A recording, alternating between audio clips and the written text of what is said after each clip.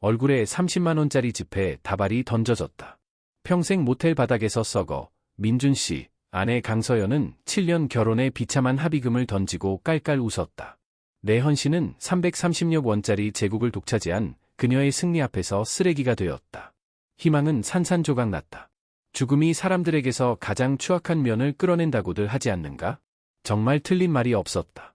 장인어른이었던 강대호 회장님이 지난달 췌장암으로 돌아가셨을 때 나는 이 일이 가족 모두가 모여 추억을 나누고 가진 것에 감사할 줄 배우는 그런 엄숙한 순간일 줄 알았다. 아, 내가 얼마나 판타지 속에 살고 있었던가. 강 회장님은 몇 달 동안 병석에 계셨고 나는 아내 강서연이 바쁘다는 핑계로 찾아오지 않을 때도 셀 수 없이 많은 저녁을 병실에서 보냈다. 회장님이 맨주먹으로 사업 제국을 일구신 이야기를 듣고 오래된 전쟁 영화를 함께 봤다. 그분은 정말 강단 있는 분이었다. 아무것도 없는 곳에서 시작해 대부분의 복권 당첨자들이 부러워 눈물을 흘릴 만큼의 재산을 쌓아 올렸다. 정확히 330여 원, 거기에 한남동이나 평창동 언덕에 있는 할리우드 영화에서나 나올 법한 그 거대한 호화 별장까지. 나는 어쩌면 아버지가 시들어가는 모습을 보면서 아내 서연이 상실감에 대해 무언가 배울 수 있을지도 모른다고 생각했다. 5년 전 부모님을 교통사고로 잃었을 때 나를 거의 파괴했던 삶의 모든 것을 의문하게 만드는 그 지독한 고통을 서연은 겪어보지 않았다. 그때 서연의 태도는 글쎄, 격렬하고는 도저히 말할 수 없었다. 내 감정적 붕괴에 약간 불편해하는 정도였다고 하는 게 맞겠다. 하지만 강 회장님의 죽음은 달랐어야 했다. 서연에게는 유한한 삶과 가족, 그리고 삶의 우선순위를 재평가하게 만드는 그 무거운 것들에 대한 경종이 되었어야 했다. 대신 그것은 산타클로스가 장난감 가게 전체를 나무 아래에 두고 간 것을 발견한 버릇없는 부잣집 딸의 크리스마스 아침과 같았다. 유언장 낭독은 코미디였다. 서연은 대부분의 서민들 월세보다 비쌀 것 같은 명품 블랙 드레스를 입고 입가에 흐뭇한 미소를 머금은 채 앉아 있었다. 변호사가 그녀가 모든 것, 별장, 돈, 제국 전체를 상속받았다고 발표했을 때 그녀는 만족감을 숨기려고조차 하지 않았다. 그녀는 마치 모든 것을 예상했다는 듯 고개를 끄덕였는데 서연을 아는 나로서는 아마 그랬을 것이다. 그때부터 상황은 정말 추악해지기 시작했다. 일주일 만에 나의 다정하고 사랑스러웠던 아내는 내가 거의 알아볼 수 없는 누군가로 변했다. 7년 전 내가 결혼했던 여인은 사라졌다. 내 바보 같은 농담에 웃고 내 접시에서 감자튀김을 훔쳐 먹던 여인은 온데간데 없었다. 그 자리는 나를 불쾌한 무언가처럼 보는 차갑고 계산적인 낯선 사람이 차지했다. 그녀는 이미 왕위에 올랐다. 별장은 그녀의 왕국이 되었고 나는 하루아침에 쓸모를 다한 광대가 되었다. 그녀는 이제 재정적으로 독립했으니 내가 나만의 길을 찾아야 한다고 조언하기 시작했다. 수백억 원을 상속받았다는 사실이 배우자를 유통기한 지난 우유처럼 취급할 권리를 준 모양이었다. 그리고 3주 전 그날 저녁이 왔다. 내가 살아있는 한 절대 잊지 못할 것이다. 예전에는 우리 침실이었던 곳에서 내가 가정부처럼 빨래를 개고 있을 때 서연이 지옥도 얼릴 듯한 차가운 표정을 하고 들어왔다. 할 이야기가 있어요. 그녀가 말했다. 형제여, 그 네 단어는 결혼 역사상 좋은 의미를 가진 적이 단 한 번도 없었다. 나는 셔츠 더미에서 고개를 들어 그녀의 얼굴을 읽으려 했다. 무슨 일이야, 자기야? 그때 그녀가 우리 결혼 생활에 남은 모든 것을 소멸시켜 버릴 핵폭탄을 터뜨렸다. 다른 데 가서 살든 죽든 알아서 해요. 난 신경 안 써. 당신은 이제 쓸모없으니까. 설명도 예고도 없었다. 이건 당신 문제가 아니야. 내 문제야. 따위의 수식어도 없었다. 마치 주차 미터기에 감정적 따뜻함으로 전달된 순수한 여과 없는 독설이었다. 나는 그녀의 실크 블라우스를 손에 쥔 채 내가 방금 들은 말을 처리하려고 노력하며 영원처럼 느껴지는 시간 동안 서 있었다. 뭐라고요? 들었잖아요. 민준 씨. 당신은 이제 끝났어요. 더 이상 당신이 필요 없어요. 난 이제 원하는 모든 것을 가졌고 당신은 그저 방해만 될 뿐이야. 그 말은 내 가슴에 쇠망치를 휘두르는 것 같았다. 이 여자는 내가 모든 것을 희생한 여자였다. 내가 주 60시간씩 일하며 그녀가 요가 수련회와 비싼 취미를 통해 자신을 찾을 수 있도록 지원했던 여자였다. 그녀의 필요가 항상 우선이었기 때문에 내가 직장 기회를 거절하고 내 야망을 미뤄두었던 여자였다. 서연아, 도대체 너에게 무슨 일이 생긴 거야? 우리는 결혼했고 서약을 했잖아. 오, 제발, 그녀는 짜증나는 파리를 쫓아내듯 손을 휘저었다. 그 서약은 내가 당신을 필요로 했을 때 한 거예요. 상황이 바뀌었고, 나는 변했고, 내 환경이 변했어. 당신만 변하지 않았지. 그녀 뒤로 나는 서연의 처남인 서준호가 문간에 숨어 만족스러운 비웃음을 흘리는 것을 힐끗 보았다. 그는 강 회장님이 돌아가신 이후로 점점 더 자주 주변을 맴돌며 서연이 더 나은 대접을 받을 자격이 있다. 그녀는 더 큰 일을 위해 태어났다고 그녀의 귀에 독을 속삭이고 있었다. 그는 내가 이 가족에 결혼한 것을 항상 못마땅하게 여겼다. 마치 내가 그들의 소중한 혈통에 속임수를 써서 들어온 골드디거인 것처럼 말이다. 그게 전부야? 나는 겨우 속삭이는 목소리로 물었다. 7년간의 결혼 생활을 쓰레기처럼 버린다고? 너무 극적으로 굴지 마요. 난 당신에게 새로운 시작, 탈출구를 주는 거예요. 호의라고 생각해요. 호의? 그녀는 내 삶을 파괴하는 것을 호의라고 생각했다. 그날 밤, 서연이 서준호와 그녀의 컨트리 클럽 친구들과 함께 새로운 독립을 축하하러 나간 사이, 나는 내 모든 삶을 낡은 여행 가방 2개와 사진과 기념품이 가득 담긴 상자 하나에 꾸려 넣었다. 7년의 공유된 추억이 내 오래된 현대 아반떼 트렁크를 겨우 채우는 3개의 용기로 축소되었다. 나는 어차피 집처럼 느껴진 적 없던 그 별장을 마지막으로 한번 둘러보았다. 대리석 바닥, 크리스탈 샹들리에, 아무것도 만지지 마세요. 라고 소리치는 듯한 깨끗한 흰색 가구들. 이제 이 모든 것이 그녀의 것이었다. 한때 내게 아플 때나 건강할 때나 부유할 때나 가난할 때나 사랑하겠다고 약속했던 여인은 궁지에 몰리자 그 말이 아무 의미도 없음을 증명했다. 내 초라한 짐들을 차에 싣는 동안 나는 내가 했던 모든 타협에 대해 생각하지 않을 수 없었다. 그녀를 행복하게 하기 위해 포기했던 내 자신의 모든 부분들. 이사해야 했기 때문에 거절했던 승진. 서연이 탐탁지 않게 여겨 연락이 끊어진 친구들. 그녀의 사교계에 충분히 세련되지 못해 포기했던 취미들. 그리고 그 대가는 무엇이었는가? 내가 더 이상 쓸모가 없어진 순간 버려지는 것. 가장 최악은 배신이 아니었다. 그것은 그녀의 무심한 잔인함이었다. 그녀는 이 상황이 자신에게 어렵다는 척조차 하지 않았다. 눈물도, 사과도, 우리가 공유했던 것에 대한 인정도 없었다. 마치 내가 신청한 적도 없는 직장에서 해고당하는 직원인 것처럼 차갑고 계산적인 해고뿐이었다. 내가 마지막이라고 생각하며 그 별장을 운전해 떠날 때 나는 백미러로 서연이 팔짱을 낀 채 문간에 서서 내가 떠나는 것을 지켜보는 모습을 힐끗 보았다. 마치 쓰레기차가 쓰레기를 제대로 수거했는지 확인하는 것처럼. 그 이미지는 내 기억 속에 깊이 각인되었다. 7년 동안 나를 사랑했던, 내 삶보다 더 사랑했던 아내가 자신이 쓸모없다고 여긴 남자가 마침내 그녀의 완벽한 새 삶에서 사라졌음을 확인하는 모습. 나는 불과 몇 주 안에 그 이미지가 그녀를 상상할 수 없는 방식으로 고통스럽게 되돌아올 것이라는 것을 전혀 알지 못했다. 내가 인생의 밑바닥에 대해 말해주겠다. 그곳은 산업용 소독제 냄새와 구로의 낡은 러브 모텔에 체크인한 모든 불쌍한 인생 실패자들의 부서진 꿈이 뒤섞인 냄새가 난다. 그리고 형제여, 나는 이제 그 화려한 실패자 클럽의 최신 멤버였다. 그곳은 하룻밤에 39,000원을 받고 깜빡이는 네온 사인이 잘 켜지는 날에도 스에 몰리라고만 간신히 보이는 그런 곳에서 기대할 수 있는 모습 그대로였다. 주차장은 낡은 차들과 의심스러운 삶의 선택들로 가득한 무덤이었고 내 오래된 아반떼는 그 자동차 재앙들과 완벽하게 어울렸다. 전쟁 특파원보다 더 많은 사건을 겪었고 그만큼이나 신경 쓰지 않는 듯한 프런트 직원은 내가 2개의 여행 가방과 추억 상자를 들고 문을 비틀거리며 들어섰을 때 고개조차 들지 않았다. 그는 열쇠를 카운터 너머로 밀고는 12호실인지 차를 옮기라는 건지 알 수 없는 소리를 끙소리 내며 뱉었다. 솔직히 그 남자의 의사소통 능력은 서울대 수준은 아니었다. 12호실은 저가 숙박업의 걸작이었다. 카페2은 도대체 여기서 무슨 일이 있었던 거지? 라는 매력적인 색조였고 벽지는 심한 햇볕 화상처럼 벗겨지고 있었다. 침대는 할리우드 스타보다 더 많은 관계를 거친 것처럼 보였다. 그리고 화장실은 범죄 현장이 더 매력적일 수 있다고 말해두자.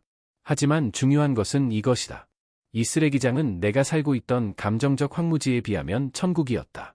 나는 아마도 클린턴 행정부 시대에 만들어졌을 법한 그 낡은 매트리스 위에 쓰러져 천장에 있는 물 자국을 응시했다.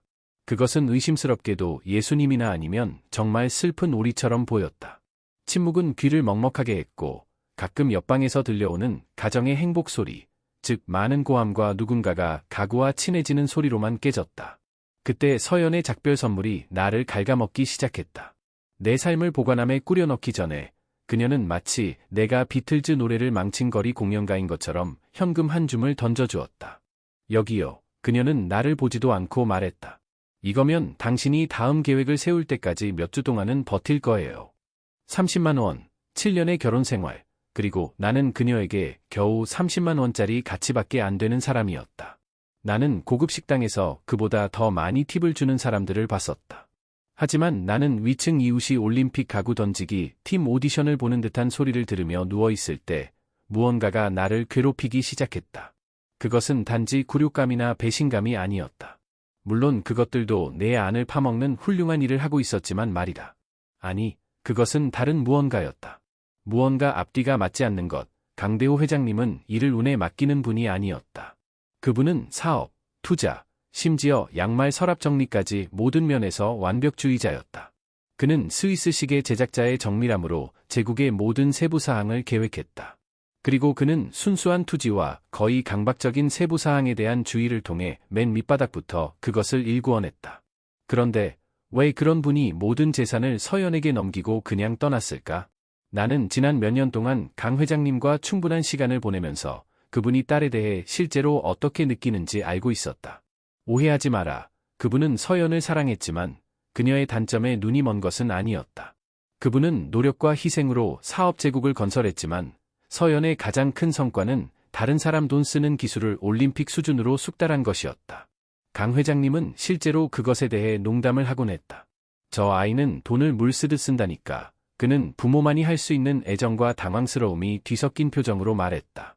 그는 그녀가 특권 의식에 젖어 있고 게으르며 금붕어만큼이나 사업 감각이 없다는 것을 알고 있었다.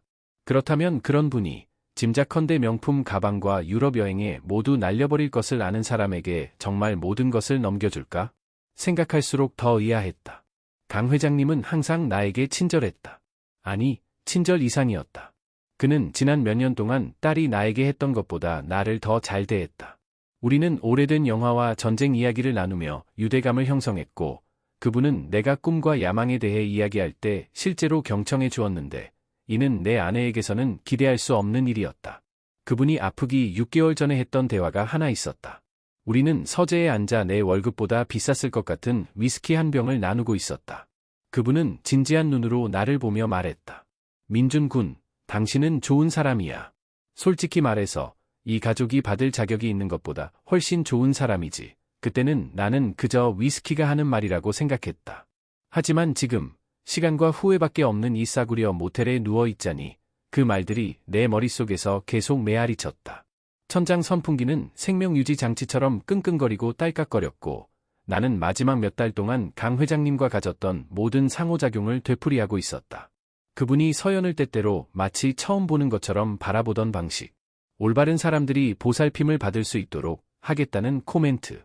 그분이 항상 중요한 문제에 대해 나에게 개인적으로 이야기하자고 고집했던 방식. 내가 무언가를 놓쳤던 걸까? 내가 너무 내 불행에 사로잡혀서 눈치채지 못했던 징후들이 있었던 걸까? 새벽 3시쯤이 되자 나는 내가 미쳐가고 있다고 스스로를 설득했다. 슬픔과 절망이 존재하지 않는 우주적 정의를 찾는 버려진 남편에게서 음모론을 보게 만들고 있는 것이다. 서연은 모든 것을 정정당당하게 상속받았고 나는 그저 버려진 남편일 뿐이었다. 하지만 마침내 좀 먹은 커튼을 뚫고 새벽이 기어들어와 교통체증과 인간의 비참함이 섞인 활기찬 소리를 가져왔을 때 나는 결정을 내렸다. 그것을 호기심이라 부르든 절망이라 부르든 모든 것을 잃은 남자의 마지막 가련한 발악이라 부르든 상관없다. 나는 진실을 알아낼 참이었다. 천국에서의 하룻밤을 더 지불하고 남은 몇 푼의 돈으로 나는 전화기를 꺼내 강 회장님의 오랜 변호사였던 박정우 변호사의 번호를 찾았다. 그는 20년 넘게 강 회장님 가족의 법률 사무를 처리해왔다. 그리고 강 회장님 유언장의 진짜 이야기를 아는 사람이 있다면 바로 그일 것이다. 전화를 걸면서 내 손은 떨렸다. 이것은 아마도 내 인생에서 가장 당황스러운 전화 통화가 될 것이다. 버려진 전 사위가 부스러기를 구걸하며 혹시나 하는 마음에 자신에게 생명줄을 던져줄 작은 허점이 있기를 바라는 전화. 하지만 내 깊은 곳의 직감은 이 일이 끝나지 않았다고 속삭였다. 강대호 회장님은 너무 영리했고 너무 조심스러웠으며 자신의 평생의 업적을 그것을 망칠 것을 아는 사람의 손에 맡길 만큼 어설픈 분이 아니었다. 그리고 내가 옳다면 서연의 의기양양한 상속 이면에 더 많은 이야기가 있다면 어쩌면 그녀가 쓸모없다고 불렀던 남자가 그녀가 얼마나 틀렸는지 증명하려 하고 있었다. 전화벨이 1번, 2번, 3번 울렸다. 박정우 변호사의 접수원이 마침내 전화를 받았을 때 나는 깊은 숨을 쉬고 내가 바라건대 또 다른 막다른 길이 아니라 모든 것을 바꿀 수도 있는 무언가의 시작으로 발을 내디뎠다. 김민주는 강대호 회장의 죽음 이후 아내 강서연에게 버림받고 구로의 낡은 러브 모텔에 버려졌다. 7년 결혼 생활의 대가는 서연이 던져준 현금 30만 원뿐이었다. 모든 것을 잃은 절망 속에서 김민주는 문득 장인어른 강 회장이 330여 원이라는 막대한 유산을 게으른 딸에게 조건 없이 남겼을 리 없다는 의구심을 품었다. 강 회장은 완벽주의자였고 서연은 사치와 낭비벽 외에는 아무런 사업 수완도 없는 사람이었기 때문이다. 이 절박한 심정으로 김민주는 강 회장의 오랜 변호사인 별표 박정우 변호사, 강남 테헤란로 소재, 별표에게 연락을 시도했다. 박 변호사는 서연이 김민준이 지방으로 떠났으며 연락을 원치 않는다고 거짓말했음을 밝히며 그를 즉시 사무실로 불렀다. 박 변호사는 강 회장의 원본 유언장을 제시했고 충격적인 진실이 드러났다. 유산의 대부분, 별장과 유동 자산의 70% 등은 김민준에게 남겨졌으며 서연에게 남겨진 100억 원의 유증에는 별표 남편 김민준을 결혼의 의무와 존중으로 대해야 한다. 별표는 엄격한 조건이 붙어 있었다. 서연이 김민준을 별표 쓸모없다. 별표며 집에서 내쫓은 순간 그녀는 스스로 그 조건을 위반하여 100억 원 전체를 포기하고 모든 재산은 김민준에게 귀속되도록 설계되어 있었다. 강 회장은 딸의 이기심을 꿰뚫어보고 사위를 보호하고자 했던 것이다. 김민준은 박 변호사와 함께 서연에 대한 재산 동결 및 유산 이전 절차를 즉시 밟았다. 이어서 고은지 사설 탐정의 조사를 통해 서연이 5천만 원을 주고 신서명, 신영민이라는 위조범을 고용해 가짜 유언장을 만들어 상속을 강행하려 했다는 사실도 밝혀졌다. 이틀 후 김민주는 자신이 상속받은 한남동 별장으로 돌아갔다. 그곳에서 그는 신용카드가 연달아 거절되어 패닉에 빠진 서연을 발견했다. 김민주는 서연에게 그녀가 위조된 서류를 읽었으며 아버지가 그녀의 잔인함을 예상하고 조건을 걸어두었음을 통보했다. 서연은 부정과 경로에 빠졌고 김민주는 그녀가 자신을 쓸모없다고 내쳤던 녹음과 강 회장이 그를 별표 이 가족이 받을 자격보다 훨씬 좋은 사람 별표이라고 칭하며 유산을 맡기는 녹음을 들려주었다. 서연은 김민준에게 배신당했다며 울부짖었지만 김민준에게 이 순간은 음악 소리와 같았다. 그는 사기와 위조 혐의로 서연을 법적 심판대에 올릴 것임을 알리며 별장을 나섰다. 48시간 만에 모텔 거주자에서 수백억 원대 상속자가 된 김민준은 자신을 파괴하려 했던 아내의 세상이 무너지는 것을 지켜보며 카르마의 달콤함을 만끽했다. 평소 완벽하던 그녀의 머리는 마치 믹서기를 통과한 듯 헝클어져 있었고 명품 화장은 전투 페인트처럼 얼굴에 길게 얼룩져 있었다. 사흘째 같은 옷을 입고 있었는데 강서연에게는 비키니를 입고 교회에 가는 것만큼이나 있을 수 없는 일이었다. 그녀가 나를 보자마자 마치 좀비 영화에서나 볼 수 있는 절박한 에너지로 소파에서 몸을 던지듯이 튀어나왔다. 민준 씨, 하느님 감사합니다. 당신에게 며칠 동안 연락하려고 했어요. 끔찍하고 끔찍한 실수가 있었고 모든 것이 완전히 걷잡을 수 없게 되기 전에 당장 이걸 해결해야 해요. 나는 문간에 서서 냉혈한 여왕에서 순식간에 뜨거운 난장판으로 변해버린 그녀와의 안전거리를 유지했다. 실수라니. 아무 실수도 없어, 서연아. 모든 것이 정확히 작동해야 할 방식으로 작동하고 있는 것뿐이야. 아니. 그녀는 순전한 고집으로 현실을 바꿀 수 있다는 듯 고개를 저었다. 아버지는 모든 걸 나에게 남겼어요. 나는 아빠의 딸이고 혈육이잖아.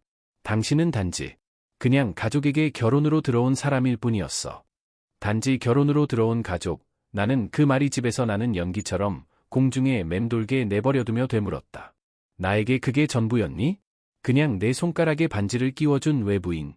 내 말은 그게 아니었어요. 그녀는 말했지만 그녀의 눈은 다르게 말하고 있었다. 내 말은 법적으로 따지면 혈연 관계는 보통 자기 자신의 탐욕 때문에 망한다는 뜻이지. 내가 그녀의 말을 대신 끝맺었다. 내 아버지는 내가 어떤 사람인지 정확히 알고 계셨어, 서연아. 그는 내게 선택권을 줬지. 최소한의 인간적인 예의로 남편을 대하고 100억 원을 상속받을 것인지, 아니면 내가 늘 그래왔던 이기적이고 잔인한 사람으로 남아 아무것도 갖지 못할 것인지. 그리고 넌 아무것도 갖지 않는 쪽을 선택한 거야. 그때 그녀는 다른 접근 방식을 시도했다. 눈물샘이 폭발하며 작동하기 시작했다. 갑자기 그녀는 아버지를 잃고 세상이 자신에게 너무 잔인하다는 것을 이해하지 못하는 슬픔에 잠긴 딸이 되었다. 나는 여전히 당신 아내예요. 그녀는 속삭이며 다가왔다. 아마 5살 때부터 문제 해결에 사용했을 법한 크고 눈물 가득한 눈이었다. 우리는 서약을 했잖아요. 민준 씨, 좋을 때든 나쁠 때든, 아플 때든 건강할 때든, 기억 안 나요?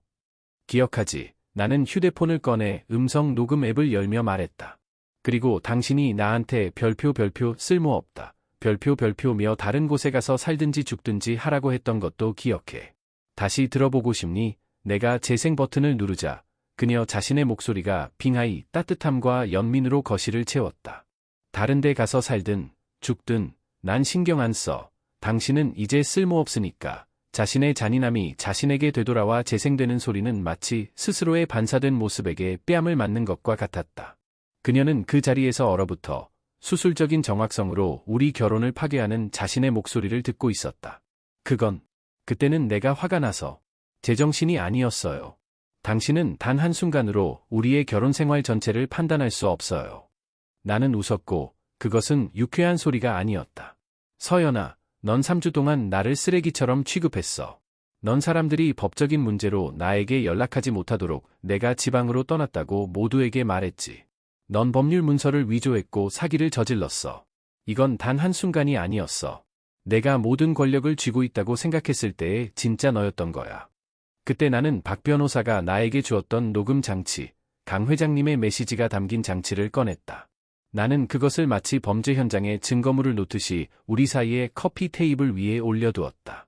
내 아버지는 내가 던져버린 그 유산 외에 또 다른 것을 남기셨어. 나는 재생 버튼을 누르며 말했다.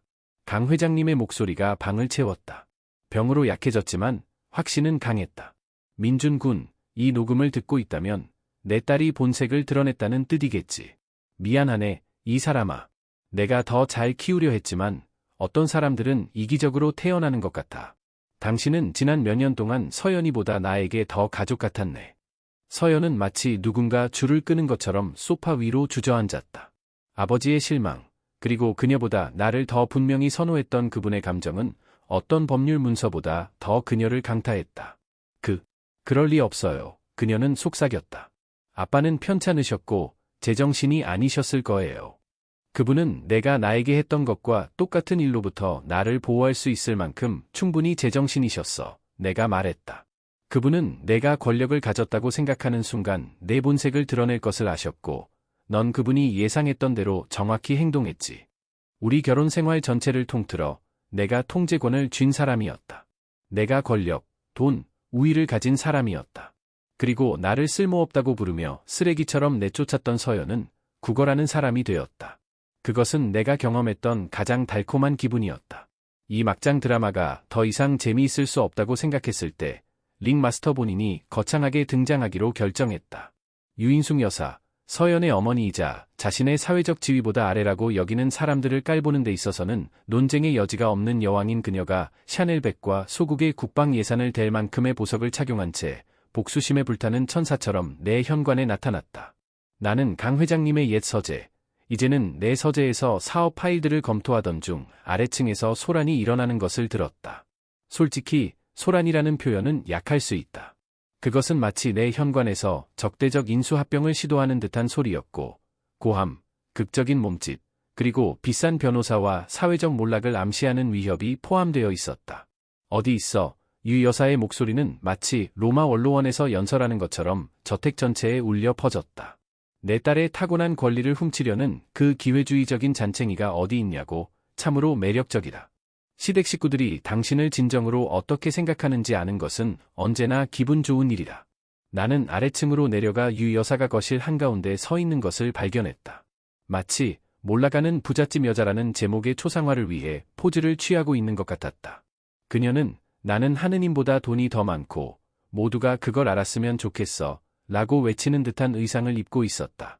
대부분 사람들의 차보다 비쌀 법한 명품 정장, 말을 질식시킬 것 같은 진주 목걸이, 그리고 소형 항공기 조종사를 눈멀게 할 만큼의 다이아몬드가 있었다. 서연은 그녀의 곁에서 맴돌고 있었는데 마치 엄마를 불러 문제를 해결해달라고 요청한 꾸중들은 아이 같았다. 사실 정확히 무슨 일이 일어났는지였다. 아, 유 여사님, 나는 내가 그곳에 속한다는 듯이 내 거실로 걸어 들어갔다. 실제로 나는 그러했다. 정말 즐거운 놀라움이군요. 무슨 일로 방문하셨나요? 그녀는 지옥도 2번 얼릴 듯한 시선으로 나를 돌아봤다. 완벽하게 화장된 그녀의 얼굴은 순수한 경멸의 표정으로 일그러졌다. 당신은 내가 왜 여기 왔는지 정확히 알고 있잖아. 이 돈만 밝히는 기생충아. 기생충, 나는 강 회장님이 가장 좋아했던 안락의자, 이제는 내가 가장 좋아하는 안락의자에 앉으며 웃었다. 그거 정말 기가 막히네요. 지난 30년 동안 온 가족이 강 회장님의 돈으로 살았던 여자, 입에서 그런 말이 나오다니. 그녀의 얼굴은 일몰보다 더 많은 색깔 변화를 겪었다. 하지만 그녀는 자신보다 열등하다고 생각하는 사람들에게 거들먹거리는 수십 년간의 연습에서만 나오는 종류의 자제력으로 자신을 통제했다. 사소한 이야기는 건너뛰죠. 그녀는 전쟁 특파원보다 더 많은 활동을 겪었을 것 같은 수표책을 핸드백에서 꺼냈다. 나는 이 오해를 해결하기 위해 당신에게 매우 관대한 제안을 할 준비가 되어 있어요. 오해? 나는 눈썹을 치켜 올렸다. 우리가 이제 사기를 오해라고 부르는 건가요? 정말 상류층다운 방식이군요. 그녀는 내 논평을 무시하고 평화조약 서명에나 사용될 법한 기교로 수표를 작성하기 시작했다. 20억 원. 그녀는 수표를 찢어들고 마치 성배인 것처럼 발표했다. 당신이 당신의 그 가련한 삶에서 본 적 없는 돈일 거야. 이걸 받고 내 딸의 유산을 되돌려주기 위해 필요한 서류에 서명하고 우리 삶에서 영원히 사라져. 나는 수표를 응시했고 유 여사를 바라봤고 다시 수표를 봤다. 이 여자는 진심이었다. 그녀는 정말로 나를 할인된 암살자처럼 돈으로 매수할 수 있다고 생각했다. 20억 원. 나는 마치 단어 하나하나를 음미하듯 천천히 반복했다. 그게 당신의 개시 제안이군요. 그녀의 눈은 그녀가 내 몸값을 찾았다고 생각하는 듯한 약탈적인 만족감으로 빛났다. 당신이 이성적으로 생각할 줄 알았어요. 당신의 비천한 출신에도 불구하고 항상 실용적인 남자라고 생각했지. 오, 저는 실용적이죠. 나는 일어서서 그녀에게 걸어갔다. 330억 원의 유산을 푼돈과 바꾸라고 생각하는 당신의 무례함에 모욕감을 느낄 정도로 실용적이에요. 자신감 넘치던 미소가 빛 속의 화장처럼 그녀의 얼굴에서 미끄러져 내렸다. 신뢰합니다. 들었잖아. 내 딸은 내 유산을 훔치려고 법률 문서를 위조했어. 내 죽은 남편은 자신의 가족이 어떤 사람들인지 정확히 알고 있었기 때문에 나에게 모든 것을 남겼지. 그리고 이제 당신은 합법적인 내 것을 포기하도록 나를 뇌물로 매수하려고 하는 거야. 당신들 가족의 뻔뻔함은 정말이지 천문학적이군요. 유 여사의 침착함은 싸구려 페인트처럼 금이 같다. 그녀는 수표책을 다시 잡고 격렬하게 쓰기 시작했다. 50억 원. 그녀는 거의 새 수표를 나에게 던지듯이 쏘아붙였다. 그것만 해도 평생을 편안하게 살 수 있어. 여기서 멀리 떨어진 어딘가에 괜찮은 작은 집을 사고 당신의 비참한 남은 생을 편안하게 살 수 있다고. 나는 수표를 집어들고 정확히 2초 동안 바라본 다음 반으로 찢었다. 비싼 종이가 찢어지는 소리는 방 안에 총성처럼 울려 퍼지는 듯했다. 여사님, 당신이 나에게 500억 원을 제안하더라도 대답은 여전히 아니요일 겁니다. 이건 돈 문제가 아니에요. 정의에 관한 문제지. 당신의 딸은 나를 쓰레기처럼 취급했고 아무것도 아닌 것처럼 내쫓았고 위조된 문서를 사용해서 내 것을 훔치려 했어. 이제 그녀는 그 대가를 치러야 합니다. 그때 유 여사의 가면이 마침내 완전히 벗겨졌다. 예의 바른 사교계 부인은 사라지고 최상위 포식자에 대한 자연 다큐멘터리에나 나올 법한 무언가로 대체되었다. 이 배은망덕한 작은 벌레야. 그녀는 감옥에서 칼에 찔리기 직전에나 나올 법한 속삭임으로 씩씩거렸다. 당신이 누구를 상대하고 있는지 전혀 모르지.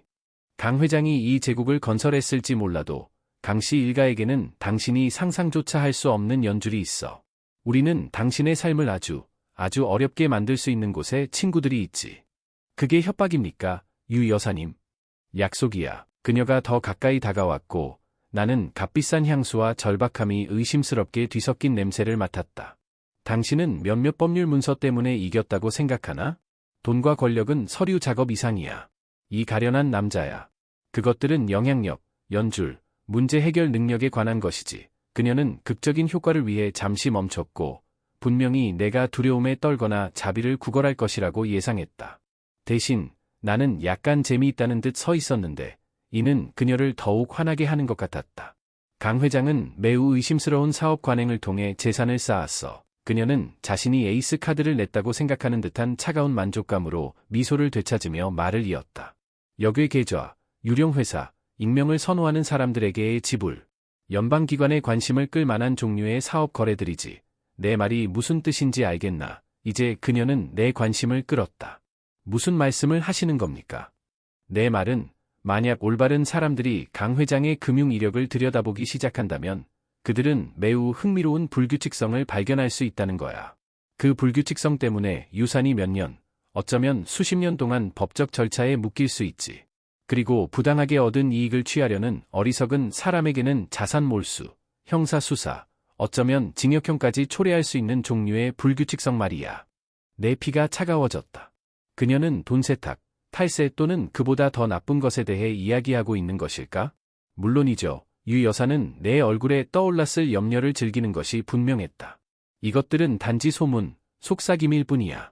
합리적인 사람들이 합리적인 합의에 도달할 수 있다면 결코 세상의 빛을 보지 못할 종류의 것들이지. 그녀는 다시 수표책을 꺼냈고 이번에는 느리고 신중한 필체로 썼다. 100억 원. 그녀는 수표를 평화조약처럼 들어 올리며 말했다. 돈을 받고 서류에 서명하고 깔끔하게 떠나. 왜냐하면 그렇게 하지 않으면 당신은 평생 후회하며 살게 될 테니까.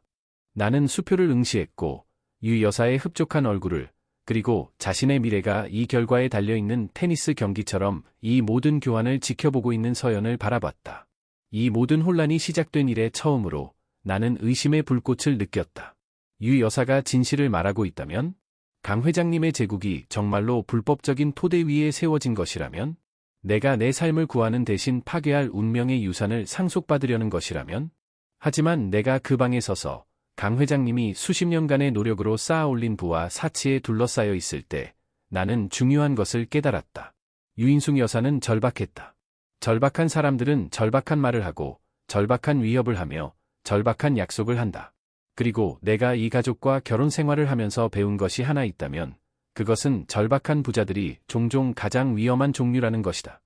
유 여사님, 나는 마침내 내 가슴 속에서 소용돌이치는 의심의 폭풍에도 불구하고 침착한 목소리로 말했다. 제 생각엔 이제 우리 집을 떠나셔야 할 것 같습니다. 분노로 그녀의 얼굴이 하얗게 변했다. 내 집이라고?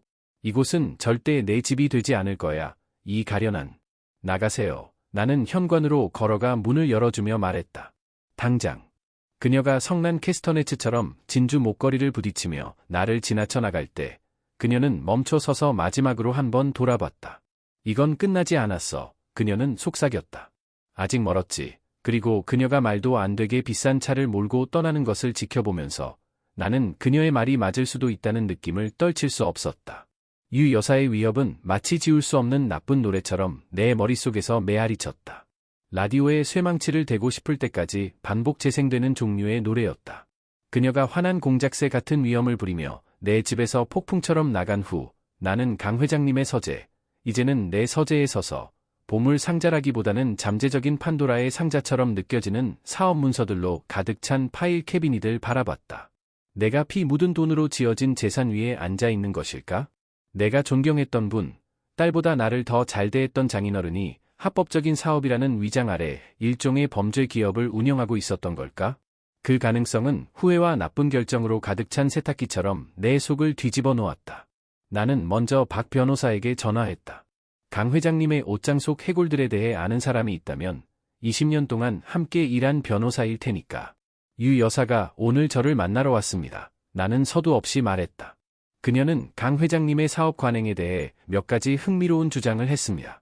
역외 계좌와 연방기관에 관한 내용이었습니다. 전화 너머에는 침묵이 흘렀다. 누군가가 죽었거나 다음에 무슨 말을 할지 매우 신중하게 생각하고 있다는 것을 의미하는 종류의 침묵이었다. 민준군, 박 변호사가 마침내 말했다. 내 생각엔 우리가 직접 만나야 할 것 같네.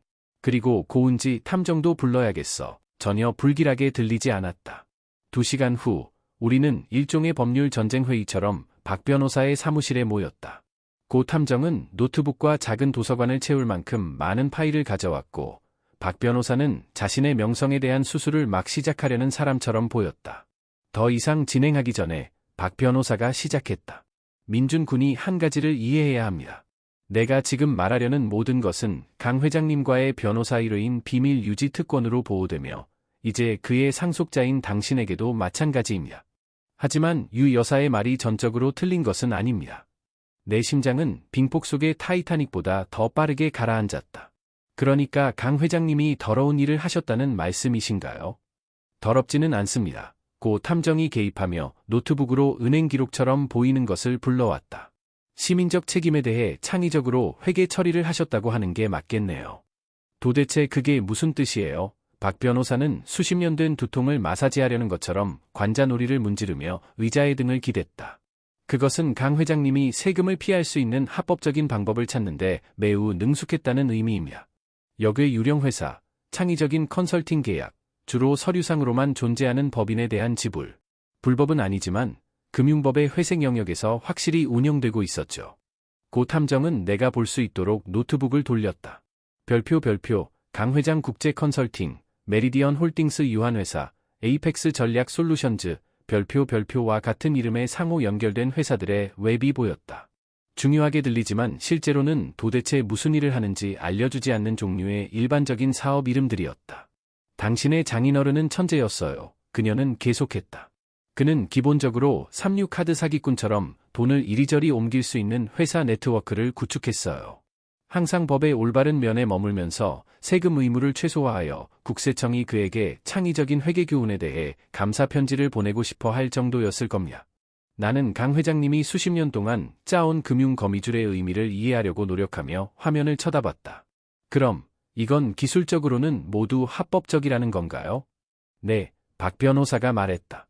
윤리적으로는 의문스러운가? 당연하죠. 누군가 시끄럽게 하기로 결정하면 연방기관의 불필요한 관심을 끌 만한 종류인가? 확실합니다. 그때 나는 깨달았다. 유 여사는 범죄 활동을 폭로하겠다고 위협하는 것이 아니었다. 그녀는 합법적이지만 공격적인 세금 회피 전략을 폭로하여 강 회장님의 유산을 수년간 조사와 감사에 묶어두겠다고 위협하는 것이었다. 그녀는 내가 그 번거로움을 피하기 위해 스스로 유산을 포기하도록 나의 상속을 너무 독성 있게 만들려고 하는 것이었다. 그러니까 당신들이 말하는 것은 나는 천천히 말했다. 강 회장님은 기본적으로 정부로부터 세금을 합법적으로 빼돌리는 방법을 알아낸 금융 닌자였고, 유 여사는 나에게 골칫거리를 주기 위해 그분을 고자질하겠다고 위협하는 것이군요. 거의 그렇죠. 고 탐정은 웃었다. 당신의 장인어른은 다른 모든 사람들이 체커를 둘 때 4차원 체스를 두고 계셨던 겁니다. 하지만 여전히 무언가가 나를 괴롭혔다. 이 모든 것이 합법적이라면 유 여사는 왜 그것이 나를 파괴할 수 있다고 생각했을까? 왜 그녀는 그것을 폭로하는 것이 나를 물러나게 할 것이라고 확신했을까? 박 변호사와 고 탐정은 내 불안감이 응급실 심장 모니터처럼 치솟게 만드는 눈빛을 교환했다. 왜냐하면 박 변호사는 조심스럽게 말했다. 민준 군이 알아야 할 것이 하나 더 있습니다. 그는 또 다른 폴더를 꺼냈는데 다른 폴더보다 더 두꺼웠고 내용물이 매우 중요하거나 매우 위험하다는 것을 암시하는 충분한 법률 테이프로 봉인되어 있었다. 강 회장님이 돌아가시기 3개월 전에 나를 찾아왔네. 유언장 때문도 건강 상태 때문도 아니고 바로 이 문제 때문이었지. 그는 봉인된 폴더를 가리켰다. 그분은 재무부 소속의 누군가에게 연락을 받았다고 말했네. 그분의 사업 관행에 대해 질문하는 사람이었지. 방은 갑자기 섭씨 10도 정도 더 차가워진 것 같았다. 어떤 종류의 질문이었나요? 누군가가 그의 금융활동을 아주 오랫동안 매우 면밀하게 지켜보고 있었다는 것을 암시하는 종류였죠. 고 탐정이 말했다. 아마도 강 회장님의 창의적인 회계 처리가 마침내 잘못된 종류의 관심을 끌었다는 것을 암시하는 종류였을 겁니다. 하지만 중요한 것은 이것입니다. 박 변호사는 마지막 기도를 읽을 때 사용되는 엄숙함으로 폴더의 봉인을 뜯으며 말을 이었다. 강 회장님은 조사에 대해 걱정하지 않았습니다. 사실 거의 안도하는 듯 보였죠. 그는 내 손에 땀이 나게 할 만큼 공식적으로 보이는 문서 더미를 꺼냈다. 재무부 공문 머리글, NIS 휘장. 당신이 메달을 받거나 체포될 것임을 의미하는 종류의 정부 서류였다. 민준 군, 박 변호사는 내 눈을 똑바로 쳐다봤다. 강 회장님은 2년 넘게 연방당국과 협력하고 계셨네. 당신이 상속받는 모든 것, 돈, 사업체, 이 모든 것이 실제 돈 세탁업자와 탈세자를 추적하기 위한 승인된 작전의 일부였지. 나는 마치 누가 중력이 선택사항이고 하늘이 실제로는 보라색이라고 말한 것처럼 느꼈다. 강 회장님이 비밀 요원이었다는 말씀이신가요? 정확히는 아닙니다. 고 탐정이 마치 이 이야기를 말하고 싶어 죽을 것 같았다는 듯한 열정을 가지고 설명을 이어받았다. 오히려 매우 잘 보상받는 정보 제공자에 가까웠죠. 정부는 강 회장님의 일부 사업 동료들이 그의 것과 유사한 유령 회사 시스템을 실제 범죄 목적으로 사용하고 있다고 의심했으며 마약 자금, 인신매매, 정말 역겨운 것들을 위해서 말이죠. 그들은 이 금융 네트워크가 어떻게 작동하는지 이해하는 내부자가 필요했습니다. 그녀는 노트북으로 또 다른 화면을 불러왔다. 이번에는 음모론자를 기쁨으로 울게 만들 조직도처럼 보이는 것이었다. 2년 동안 강 회장님은 재무부와 NIS에 그의 사업 영역 내의 의심스러운 금융활동에 대한 정보를 제공했습니다. 모든 의심스러운 거래, 모든 그늘진 거래, 모든 수상한 역의 계좌, 그는 이 모든 것을 문서화하여 당국에 넘겼습니다. 박 변호사는 앞으로 몸을 숙였고 내가 그를 안 이후 처음으로 이 노련한 변호사는 진정으로 흥분한 듯 보였다. 아름다운 부부는 유 여사가 아무것도 모른다는 것입니다. 그녀는 강 회장님의 범죄를 폭로하겠다고 위협하고 있다고 생각하지만 그녀가 실제로 폭로하게 될 것은 15명의 주요 금융범죄자 체포와 1,000억 원 이상의 불법 자산 압류로 이어진 연방 수사입니다. 나는 충격적인 침묵 속에 앉아 있었다. 내가 생각했던 부패한 장인어른이 사실은 사업가 복장을 한 배트맨처럼 약간 그늘진 사업가라는 완벽한 위장을 유지하면서 내부에서 금융범죄와 싸우고 있었다는 사실을 처리하려고 노력했다. 그러니까 유 여사가 강 회장님의 어두운 비밀을 폭로하겠다고 위협할 때 나는 천천히 말했다. 그녀는 실제로 범죄 네트워크를 무너뜨리는데 도움을 준 연방정보 제공자의 딸로서 자신을 폭로하겠다고 위협하는 것이군요. 정확합니다. 고 탐정은 웃었다. 그 여자는 기본적으로 대포로 자신의 발을 쏘겠다고 위협하는 것과 같아요. 하지만 뜨거운 날 시원한 바람처럼 안도감이 밀려왔지만 또 다른 생각이 떠올랐다. 강 회장님이 연방당국과 협력하고 있었고 유 여사가 그것을 모른다면 그녀는 스스로 만든 덫에 걸어 들어가려는 것이다. 그리고 우리는 그녀가 그렇게 하도록 내버려 둘 겁니다. 박 변호사가 말을 마쳤다. 며칠 만에 처음으로 나는 웃었다. 내 영혼 깊은 곳에서 우러나오는 진짜 진심 어린 미소였다. 나의 장인어른은 나에게 단지 재산을 남긴 것이 아니었다. 그는 정의의 유산을 남겼고 그의 가족은 어떤 게임은 시작부터 조작되어 있다는 것을 배우게 될 참이었다. 내 앞에 있는 가방 안에는 사회자처럼 거창하게 선언했지. 이 안에는 당신의 소중한 강 회장님이 매우 의심스러운 사업 관행에 연루되었음을 증명하는 문서, 사본들이 들어 있습니다. 돈 세탁, 탈세, 국세청이 정말로 흥미를 느낄 만한 법인들에 대한 지급 내역들이죠. 유 여사는 가방을 열어 잘 모르는 사람이라면 공식적이라고 착각할 만한 종이 더미를 드러냈다. 은행 명세서, 전신환 이체 기록, 유령 회사들과의 서신들. 이것은 연방정부가 강 회장의 사업 동료들에게 보여주기를 원했던 바로 그것이 아니었다면 치명적이었을 인상적인 증거 모음이었다. 서연이 연습한 대본을 읽듯이 말을 보탰다.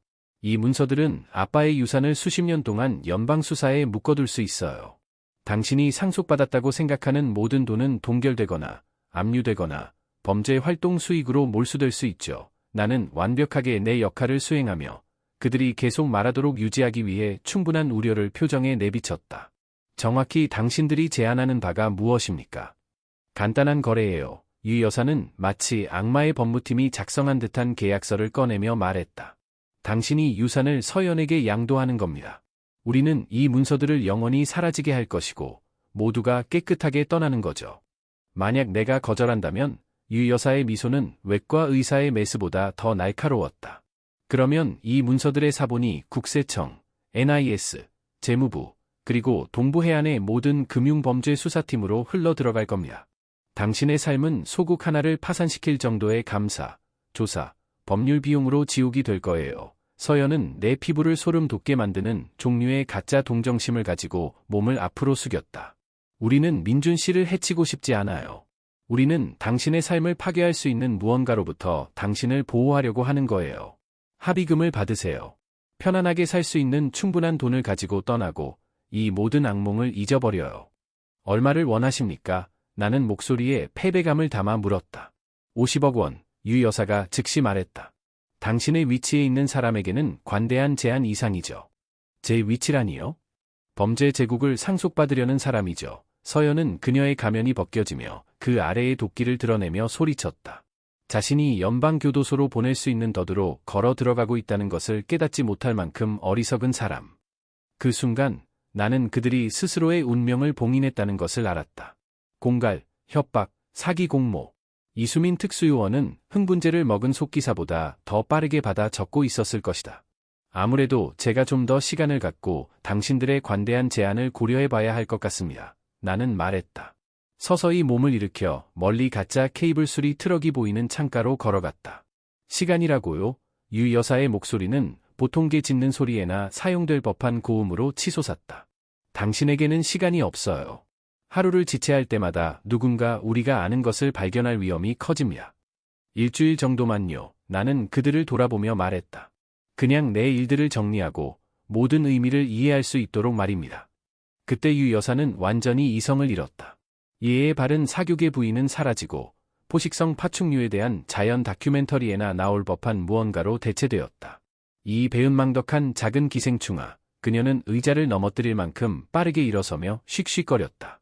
우리는 당신에게 이 혼란에서 벗어날 길을 제안하고 있고 당신은 그걸 받아들여야 해. 왜냐하면 당신이 그러지 않는다면 나는 당신의 가련한 삶이 살아있는 악몽이 되도록 개인적으로 만들 거니까.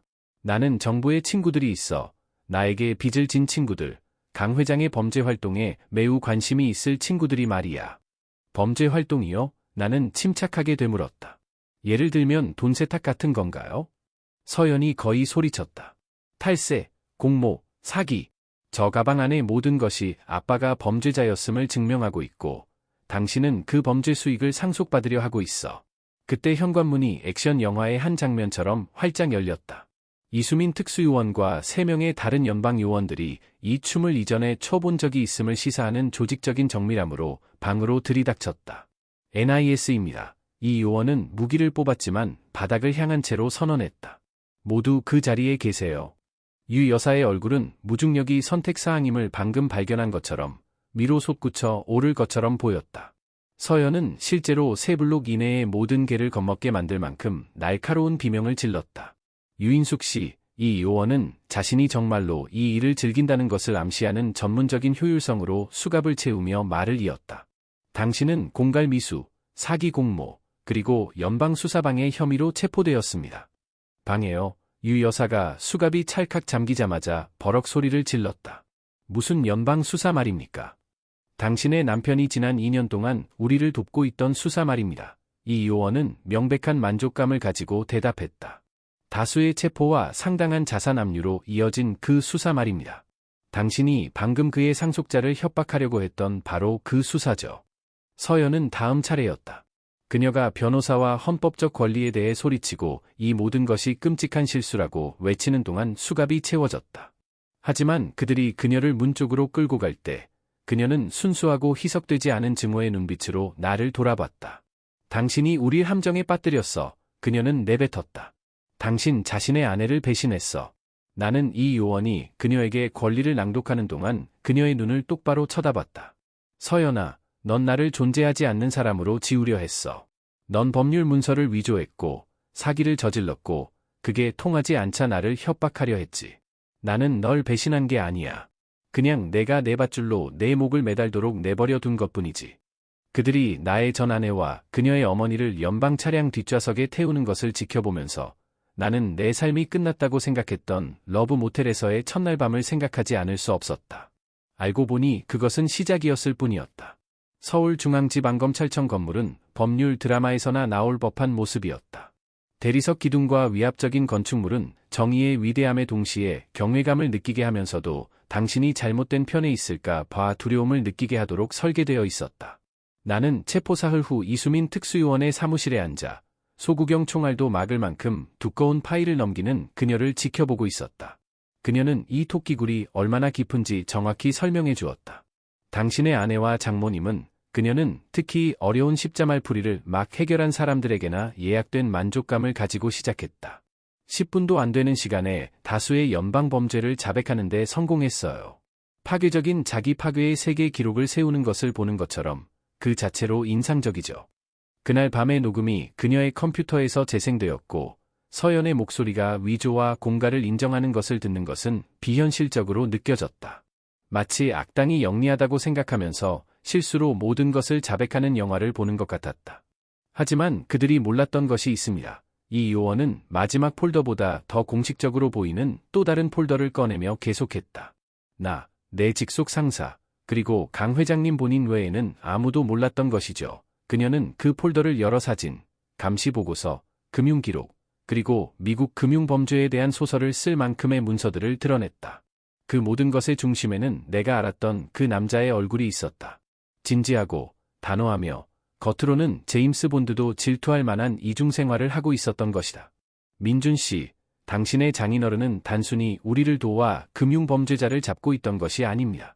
그는 동부 해안에서 가장 큰 돈 세탁 작전 중 하나를 해체하는 핵심 열쇠였습니다. 나는 강 회장님이 다양한 사업회의, 레스토랑, 그리고 대부분의 자동차보다 비싼 양복을 입은 사람들이 모이는 일종의 독점적인 클럽처럼 보이는 곳에서 찍은 사진들을 응시했다. 그는 비밀 요원이었다. 정확히는 잠복 요원이 아니라 접근 권한을 가진 협력 증인에 가까웠습니다. 이 요원이 말했다. 3년 전쯤 강 회장님이 우리를 찾아왔어요. 우리가 그분을 찾은 것이 아니라 그는 자신의 일부 사업 동료들이 자신의 것과 유사한 유령 회사를 진정한 범죄 목적으로 사용하고 있다는 것을 알아냈습니다. 그녀는 범죄 영화에서 볼 수 있는 것 같은 차트를 꺼냈다. 빨간 끈으로 연결된 이름들, 비싼 정장을 입은 엄격해 보이는 남자들의 사진, 그리고 복잡성 이론 박사 학위를 가진 누군가가 디자인한 거미줄과 닮은 금융 흐름. 마르쿠스 발데스, 물고기, 토미 마로네이, 엘레나 카즐로바. 이 사람들은 강 회장님처럼 단순히 세금을 회피하고 있던 것이 아니었다. 그들은 마약 카르텔, 인신매매 조직, 무기상들을 위해 돈을 세탁하고 있었습니다. 우리는 합법적으로 보이는 사업체를 통해 흐르는 수십억 달러의 범죄 수익에 대해 이야기하고 있는 겁니다. 그 이름들은 나에게 아무 의미도 없었지만 사진들은 의미가 있었다. 나는 강 회장님의 사교 행사에서 몇몇 얼굴들을 알아봤다. 자선 갈라와 컨트리 클럽 저녁 식사에서는 완벽하게 존경스러워 보였던 남자들. 내 손을 잡고 내 골프 게임에 대해 물어보면서 겉으로는 범죄 기업을 운영하고 있던 남자들. 강 회장님은 그냥 떠날 수도 있었습니다. 이 요원은 계속했다. 입을 다물고 손을 깨끗하게 유지할 수도 있었죠. 대신 그는 우리에게 와서 그들을 끌어내리는 것을 돕고 싶다고 말했습니다. 그녀는 강 회장님의 익숙한 편지지에 손으로 쓴 개인 편지처럼 보이는 것을 꺼냈다. 그는 암 진단 후 돌아가시기 약 6개월 전에 이것을 썼습니다. 이제 사건 파일의 일부이지만 당신이 읽어야 할 것 같습니다. 나는 떨리는 손으로 편지를 받았다. 강 회장님의 필체는 병에도 불구하고 여전히 강했고 그의 말을 읽는 것은 유령과의 대화처럼 느껴졌다. 이수민 특수요원에게 저는 시간이 많이 남지 않았다는 것을 알고 있으며 당신이 이해해야 할 것들이 있습니다. 저는 감옥에 갈까 봐 두려워서나 저 자신을 위한 어떤 거래를 원해서 수사에 협조한 것이 아닙니다. 저는 재정적 이익 추구가 저를 진정으로 사악한 사람들과 같은 집단에 놓았다는 것을 깨달았고 그들을 막으려 노력하지 않는다면 제 자신을 용서할 수 없을 것 같았기 때문에 했습니다. 저는 합법적이지만 윤리적으로는 의문스러운 수단을 통해 재산을 쌓았습니다. 다르게 행동했다고 가장하지는 않겠습니다. 하지만 발데스, 마로네이, 다른 사람들은 제 탈세가 무단횡단처럼 보이게 만들 방식으로 인간의 고통으로 이익을 취합니다. 제 정보가 그들을 감옥에 보내는 데 도움이 될 수 있다면 어쩌면 제가 저지른 실수로부터 좋은 일이 생길 수도 있을 것입니다. 저는 김민준에게 모든 것을 남깁니다. 그는 우리 가족 중 진정한 청렴함을 가진 유일한 사람이기 때문입니다. 제 딸은 제가 바라지 않았던 모든 것이 되었습니다. 특권 의식에 젖어 있고 잔인하며 개인적인 이득을 위해 타인을 해치려는 사람이 되었죠. 제 아내 유인숙은 수년 동안 그 행동을 가능하게 했습니다. 하지만 민준군, 그는 그가 결혼한 가족보다 더 나은 대접을 받을 자격이 있는 선량한 남자입니다. 그가 상속받는 모든 돈이 합법적이라는 것을 확인해 주십시오. 법적으로뿐만 아니라 도덕적으로도 말입니다. 정부는 제 유산의 모든 자산이 합법적인 출처에서 비롯되었음을 확인했습니다. 그는 제 협력의 혜택을 받는 것에 대해 죄책감을 느낄 필요가 없습니다. 그는 그것을 상속받을 자격이 있는 사람이 됨으로써 얻는 것입니다. 그를 잘 활용해 주십시오. 이수민 특수요원. 그는 자신이 아는 것보다 더 강한 사람입니다. 나는 내가 억누르고 있었던 눈물과 함께 편지를 내려놓았다. 강 회장님은 나에게 단지 돈을 남긴 것이 아니었다. 그는 나에게 정당성을 남겼다. 다른 모든 사람들이 나 자신을 포함하여 나를 쓸모없다고 치부했을 때 누군가는 나의 가치를 보았다는 증거였다. 아름다운 아이러니는 이 요원은 마지막 폭로를 위해 이 사실을 아껴두었다는 듯 씩 웃으며 말했다. 유 여사의 위협이 완전히 거꾸로 되었다는 것입니다. 그녀가 강 회장님이 범죄를 저질렀다고 폭로할 수 있다고 생각했던 모든 활동은 실제로는 승인된 연방작전의 일부였습니다. 모든 유령 회사, 모든 의심스러운 거래, 모든 역의 계좌, 우리는 그것에 대해 알고 있었고 승인했으며 우리의 사건을 구축하는 데 사용했습니다. 그녀는 마지막 문서를 꺼냈다. 이번에는 법무부 공문머리글과 정부 보급 창고를 채울 만큼 많은 공식 인장이 찍혀 있었다. 이것은 강 회장님에 대한 표창장입니다. 별표 작전 클리어워터, 아퍼레이션 클리어워터, 별표에 기여한 공로를 인정하는 것이죠. 이 수사는 17건의 체포와 3,470억 원의 범죄 자산 압류, 그리고 다수의 국제범죄 기업 해체로 이어졌습니다. 17건의 체포, 그 중에는 이제 연방교도소에서 수십 년을 보내게 될 매우 큰 물고기들도 포함되어 있었다. 당신의 장인어른의 정보는 우리가 그들의 전체 작전을 파악하고 그들의 자금 흐름을 추적하며 그들을 평생 감옥에 가둘 증거를 수집하는 데 도움을 주었습니다. 나는 지금 연방구치소에 앉아있을 서연과 유 여사를 생각했다. 그들은 아마도 여전히 자신들이 어떤 정교한 음모의 희생자라고 확신하고 있을 것이다. 그 아이러니는 기막히게 달콤했다. 그들은 강 회장님의 가짜 범죄 증거로 나를 협박하려 했지만 실제로는 이미 성공적으로 종결된 연방 수사에 대한 자신들의 무지를 폭로하겠다고 위협하고 있었다는 것을 깨닫지 못하고 말이다. 그러니까 유 여사가 정부의 강 회장님의 활동에 관심이 있을 친구들이 있다고 말했을 때 그녀는 기술적으로는 옳았습니다. 이 요원은 웃었다. 우리는 그의 활동에 매우 관심이 많았습니다. 그에게 표창장을 수여하고 그의 협력에 대해 23억 원의 컨설팅 비용을 승인할 만큼 관심이 있었죠. 내 고개가 번쩍 들렸다. 지급이요? 금융범죄 사건에서 협력하는 증인들은 특히 그 협력이 상당한 자산 압류로 이어질 경우 그들의 도움에 대해 보상을 받습니다. 강 회장님은 진정으로 위험한 사람들을 끌어내리는데 우리를 돕기 위해 자신의 목숨을 걸고 그 돈을 벌었습니다. 그녀는 지급 내역을 보여주는 은행 기록을 꺼냈는데 모두 공식적이고 문서화되었으며 완전히 합법적이었다. 그래서 당신이 강 회장님의 유산을 상속받았을 때 당신은 단지 그의 사업 제국의 수익을 상속받은 것이 아닙니다. 당신은 국가에 대한 그의 봉사에 대한 대가를 상속받은 것입니다. 나는 강 회장님이 이룬 일에 엄청난 규모에 압도되어 의자에 기대앉았다. 그의 가족은 그를 운이 좋은 엄격한 사업가로 보았지만 그는 실제로는 범죄자들을 끌어내리는데 도움을 주기 위해 모든 것을 걸었던 애국자였다. 한 가지 더 있습니다. 이 요원은 어조를 좀 더 진지하게 바꿨다. 강 회장님이 우리를 돕고 체포된 사람들 중 일부는 여전히 외부에서 활동하는 동료들이 있습니다. 3,470억 원을 잃고 친구들이 감옥에 가는 것을 기뻐하지 않을 동료들이죠. 오사카미 내 등줄기를 타고 흘렀다. 제가 위험하다는 말씀이신가요? 조심해야 한다고 말씀드리는 겁니다. 보안을 사용하고 일상을 바꾸고 주변 환경을 인식하세요.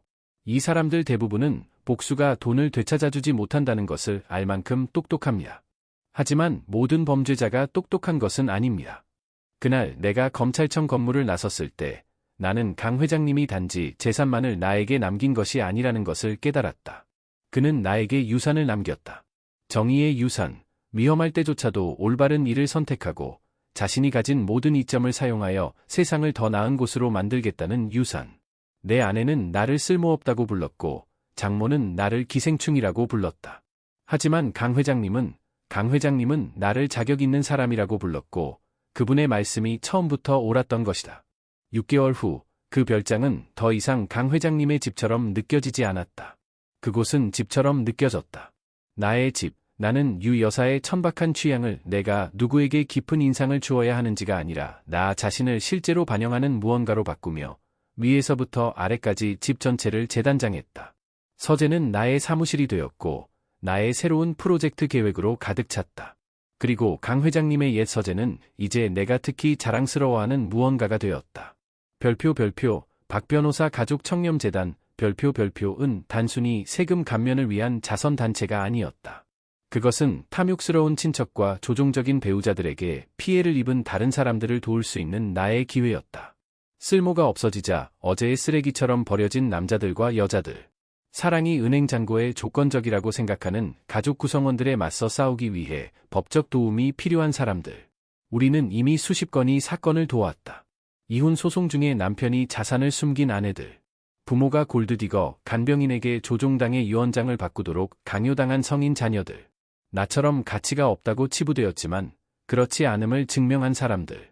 서연은 사기, 공갈, 공모 혐의로 연방교도소에서 18개월을 복역하고 있었다. 유 여사는 같은 혐의 외에 사법방해로 2년형을 선고받았다. 그들의 편지는 매주 시계처럼 도착했다. 용서를 구하는 절박한 탄원, 변했다는 약속, 교도소가 그들의 잘못을 어떻게 가르쳤는지에 대한 설명. 나는 그것들을 열어보지 않았다. 남편을 쓸모없다고 불렀던 여자는 아마 그 아이러니를 이해할 누군가와 감방을 공유하고 있을 것이다. 어떤 문제든 돈으로 해결할 수 있다고 생각했던 장모는 연방판사가 뇌물이나 개인 수표를 받지 않는다는 것을 깨달았다. 가끔 나는 강 회장님이 일몰을 보시곤 했던 발코니에 서서 그분이 가장 좋아했던 위스키 잔을 들고 얼마나 많은 것이 변했는지 생각하곤 했다. 자신의 삶을 2개의 여행 가방에 쌌던 겁먹고 부서진 남자는 사라졌고 자신의 가치를 이해하는 누군가로 대체되었다. 박 변호사의 말이 옳았다. 때로는 폰이 정말로 왕이 되기도 한다. 그리고 이 왕은 두려움이나 돈, 조종을 통해 통치하는 데 관심이 없었다. 나는 제국보다 더 나은 무언가를 건설하고 있었다. 나는 강 회장님이 자랑스러워했을 유산을 만들고 있었다.